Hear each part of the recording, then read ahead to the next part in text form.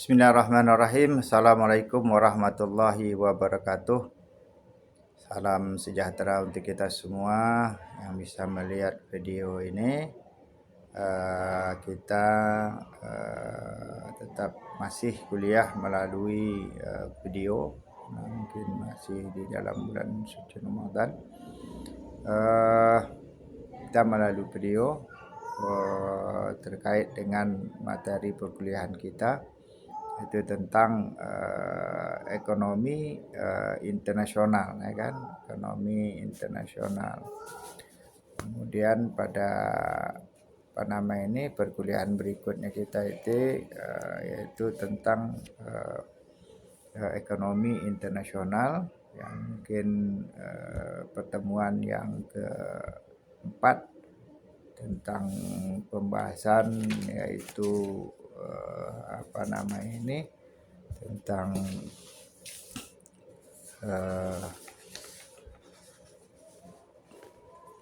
materi yaitu kebijakan atau ruang lingkup dari ekonomi internasional ini.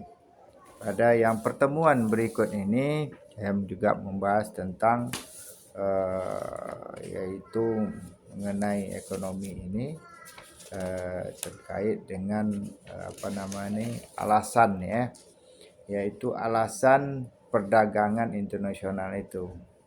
Perdagangan ekonomi internasional ini, bahwa kita tahu perdagangan internasional ini berbeda, ya kan, berbeda dengan perdagangan domestik, ya kan, atau antar daerah. Itu berbeda dengan perdagangan internasional ini. Kemudian terkait dengan perbedaan dalam perdagangan ini tentu dalam bahasa, ya kan. Kemudian juga bisa selera konsumen, ya juga mata uang. Ini akan mempengaruh juga daripada institusi, ya kan, atau hukum adat, istiadat dan politik, dan juga lain-lainnya begitu. Dan kemudian kita tahu bahwa perdagangan nasional ini mungkin terkait dengan berbedanya yang saya sampaikan di atas tadi, itu akan mempengaruhi, ya kan, akan dalam mempengaruhi dalam perdagangan internasional kita. Tentu di dalam hal ini kegiatan di mana dalam bahasa atau di produk kalau ada konsumen kita itu, bahwa bahasa tulisan itu akan di produk itu akan mempengaruhi pasar asing tersebut begitu. Contoh, kita dapat tulisan menggunakan bahasa Indonesia, ya kan, dalam tulisan dengan mungkin kalau kita berdagangan dengan luar negeri, mungkin bahasa-bahasanya mungkin ada yang harus kita terjemahkan begitu, ya kan, harus ada kita terjemahkan di sini. Tentu di dalam hal ini agar si konsumen bisa dapat bisa menggunakan begitu. Di dalam ini artinya konsumen bisa mengerti begitu, bisa paham. Ya, seperti kalau dengan pasar Begitu juga sebaliknya. Kalau Indonesia dengan tulis luar, kita kalau tidak diterjemah itu kita tidak mengerti. Begitu juga sebaliknya. Ya, Jepang, Cina, mesti ada produk kita itu eh, ada terjemahannya begitu. Nah, jadi ini kepentingan-kepentingan itu sama semuanya eh,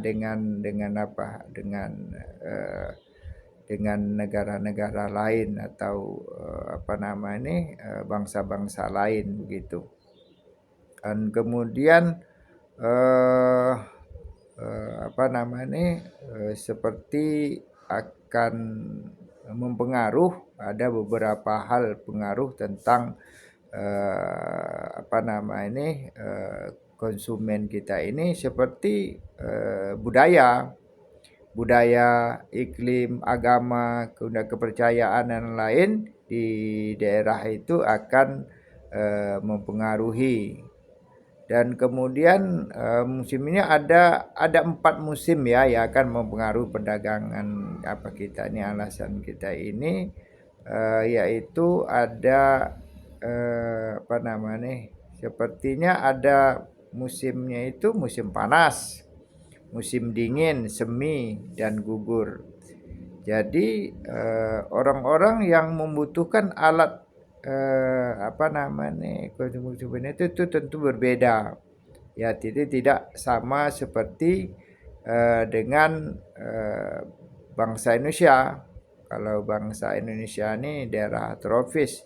Tapi kalau di daerah orang ada yang mungkin musim panas, dia memerlukan apa begitu ya kan, kalau membutuhkan alat apa begitu. Kalau dia misalnya dingin menggunakan apa, semi menggunakan apa, gugur menggunakan apa. Jadi itu semua itu adanya perbedaan-perbedaan satu bangsa ini akan mempengaruhi faktor-faktor kita, faktor lingkungan atau perbedaan yang kita lakukan gitu, atau produksi yang kita buat itu yang saya contohkan tadi begitu. Ada produksi-produksi yang kita buat, ya kan, tentu berbeda begitu, ya kan. Ya, kalau daerah orang tuh ada 4, ada musim panas, musim dingin, musim semi, dan musim gugur. Jadi semua produksi itu berbeda-beda. Nah, lain Indonesia.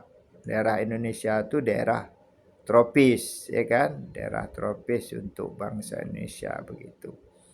Nah, jadi semuanya itu harus pada perdagangan luar negeri itu tentu pada berbeda dengan negara-negara kita. Juga pertukarannya pada kesempatan ini tentu berbeda, yang dibutuhkan antara satu yang lainnya akan mempengaruhi untuk bangsa atau suatu negara begitu. Tentu pada saat ini setiap negara itu atau di dunia ini terkait dengan perdagangan internasional ini, ada 2 alasan utama, ya kan. Kalau perdagangan itu ada 2 alasan utama. Pertama, negara-negara melakukan perdagangan karena apa begitu? Karena adanya perbedaan kepemilikan gitu. Ya kan, ada perbedaan pemilikan atau faktor.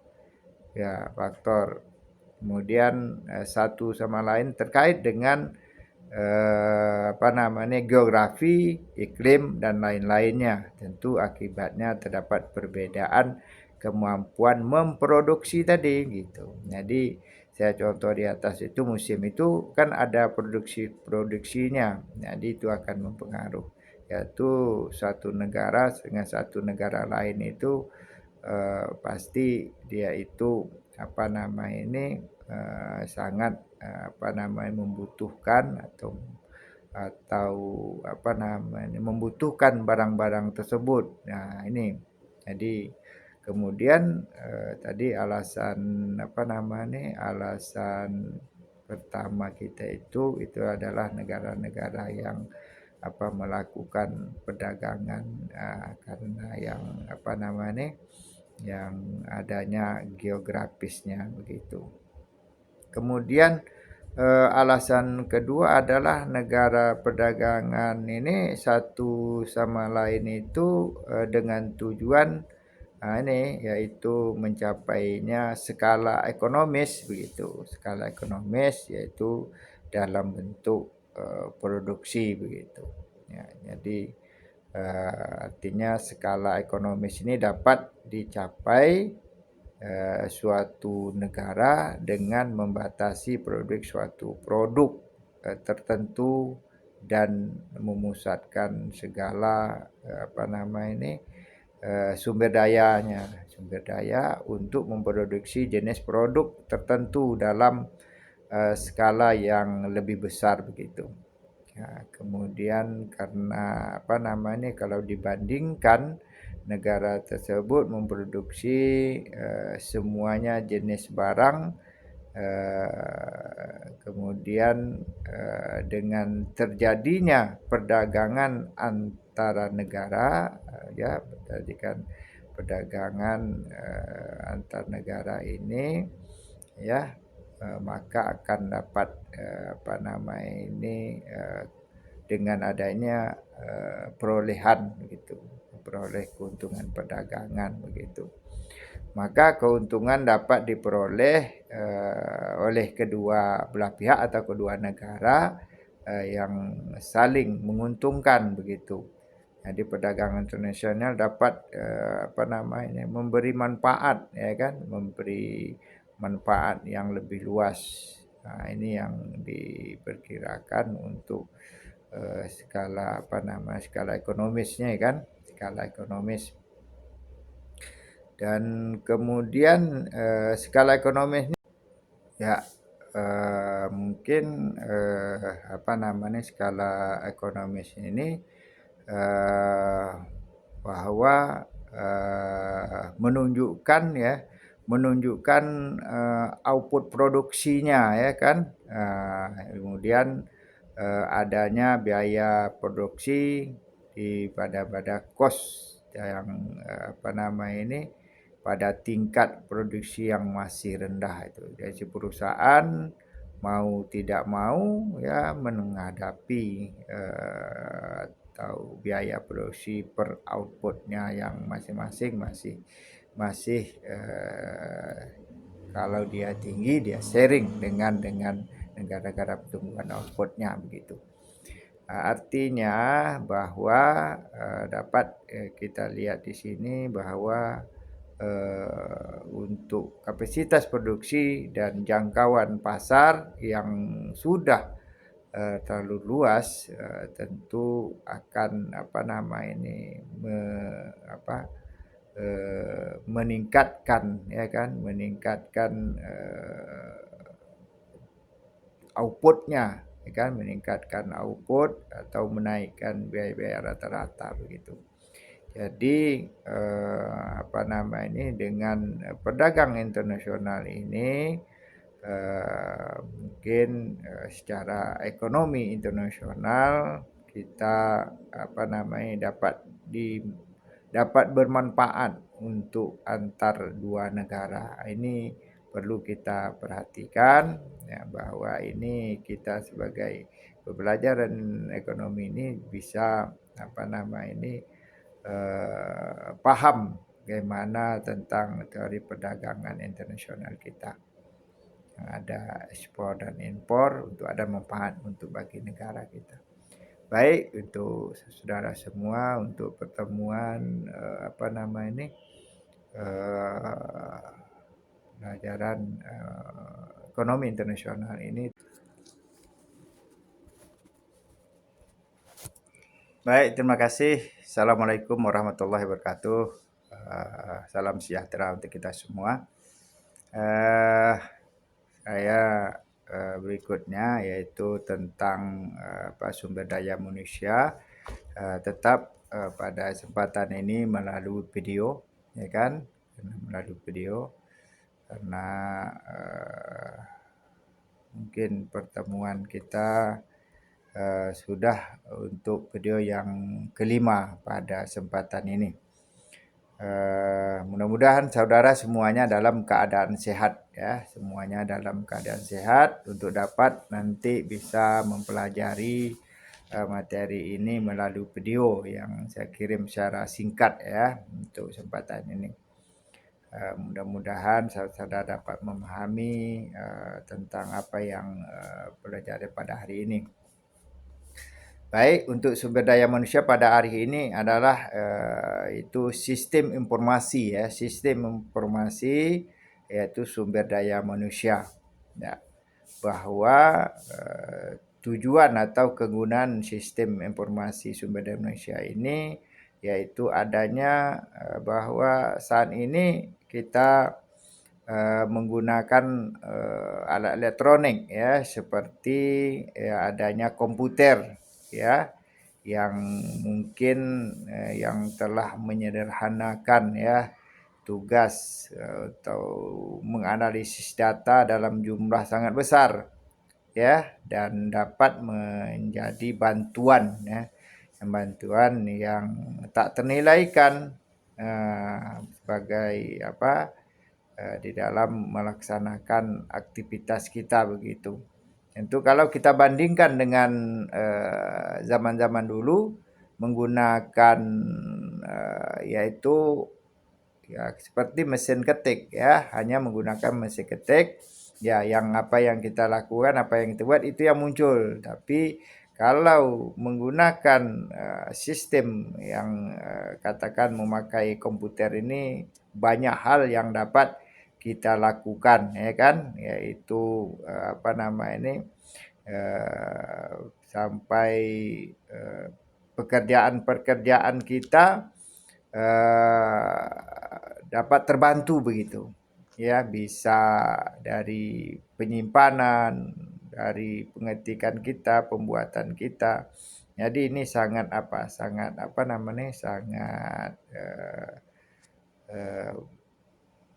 berguna bagi kita dengan sistem informasi saat ini.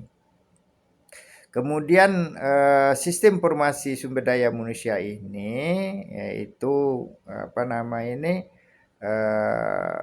mempunyai dua tujuan utama, ya kan? Mempunyai dua tujuan sistem informasi yaitu untuk meningkatkan efisiensi, ya, untuk meningkatkan efisiensi di mana data karyawan, data aktivitas sumber daya manusia ya kan menjadi satu ya kan banyak aktivitas sumber daya manusia itu dapat dilakukan lebih efisien dan lebih sedikit pekerjaannya kalau dibandingkan dengan kita seperti yang saya katakan seperti dulu menggunakan mesin ketik, tapi dengan menggunakan informasi sekarang ini atau komputer ini ya artinya kita sudah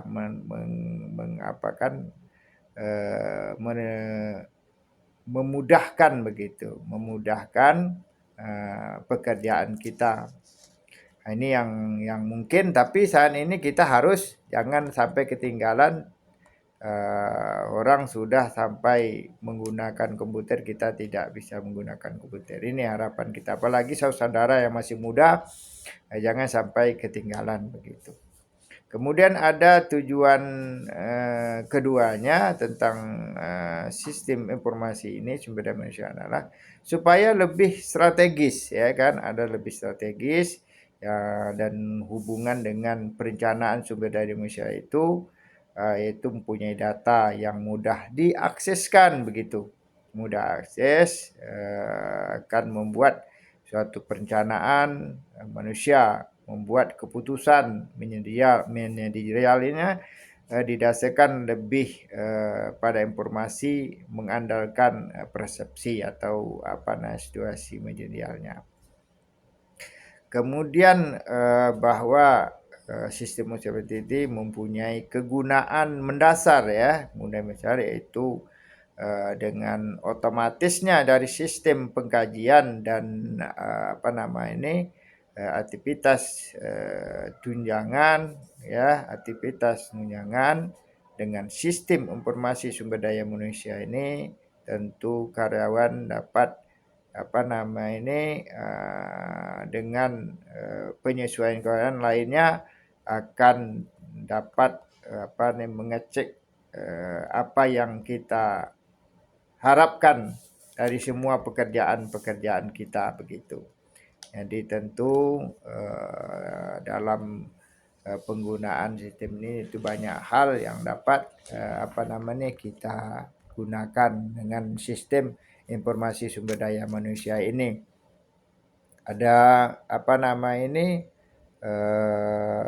sumber dayanya dengan melakukan diuntungkan dengan menggunakan sistem informasi ini bagi Indonesia. Memang kalau zaman kami dulu, zaman saya kuliah membuat satu pekerjaan itu masih mesin ketik begitu kan. Tapi sekarang alhamdulillah buat saudara semua artinya cukup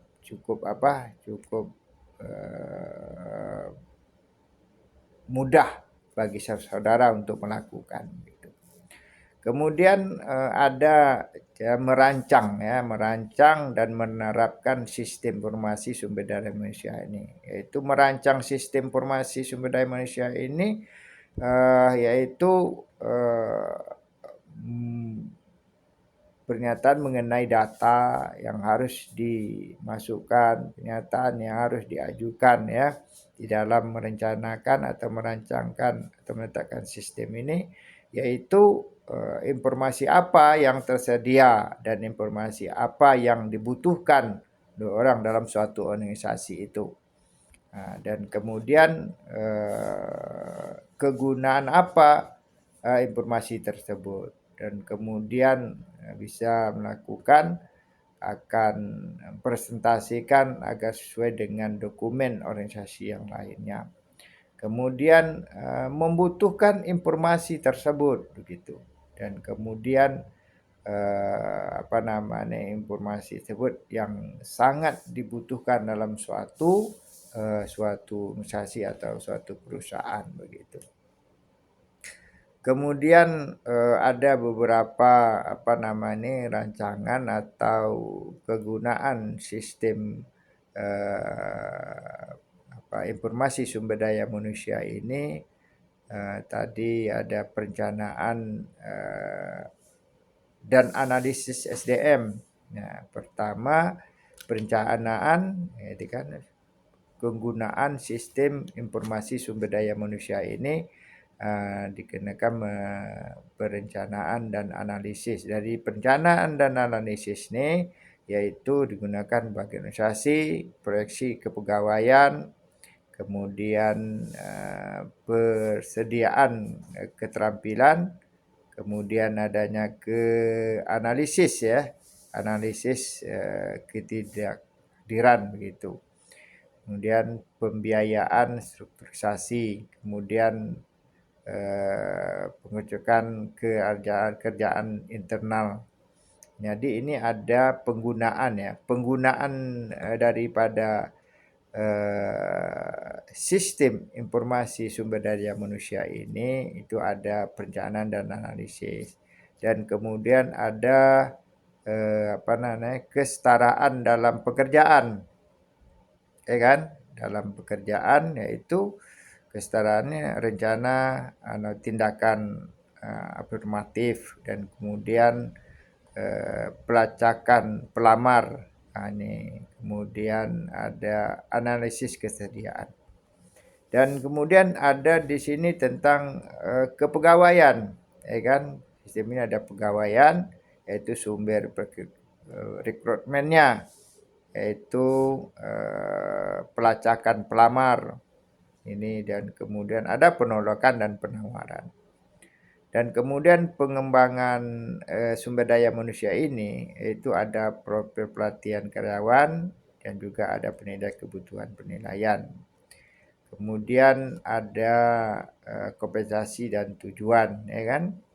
Dan kemudian tentu sebaliknya juga ada kesehatan, ya kan? Ada kesehatan dan keamanan, dan juga ada hubungan karyawan. Jadi ada hubungan kembali satu sama lainnya dengan karyawan begitu.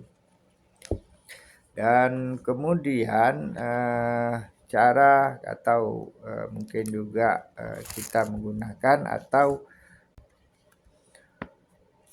mengakseskan sistem informasi sumber daya manusia ini melalui mungkin internet dan yang lainnya. Ya, kalau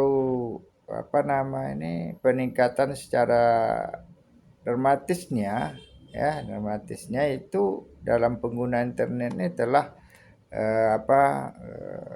memberikan pada seseorang itu secara profesional sebagai sumber daya manusianya. Cuma kita membangun sebuah jaringan organisasi yang berprofesi melalui internet.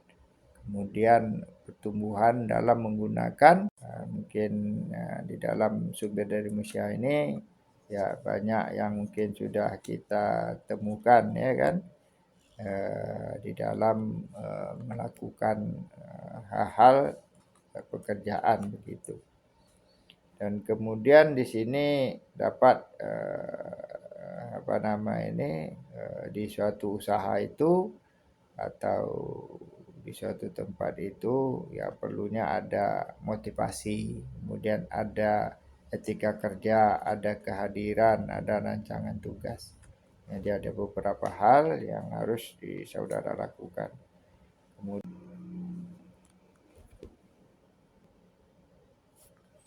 Kemudian di suatu tempat kita beraktivitas itu kita diharapkan ada punya di dalam individual kita itu punya kemampuan yaitu bakat, kemudian ada minat, ada faktor-faktor kepribadian. Jadi ini perlu buat saudara di dalam aktivitas tentu ada kemampuan individualnya selain dia bisa menggunakan alat-alat elektronik ini. Baik, terima kasih buat saudara semua. Mudah-mudahan saudara dapat nanti beraktivitas atau mencari suatu kerjaan dengan kemampuan-kemampuan yang ada pada saudara. Terima kasih. Saya tutup, wabillahi taufiq. Assalamualaikum warahmatullahi wabarakatuh.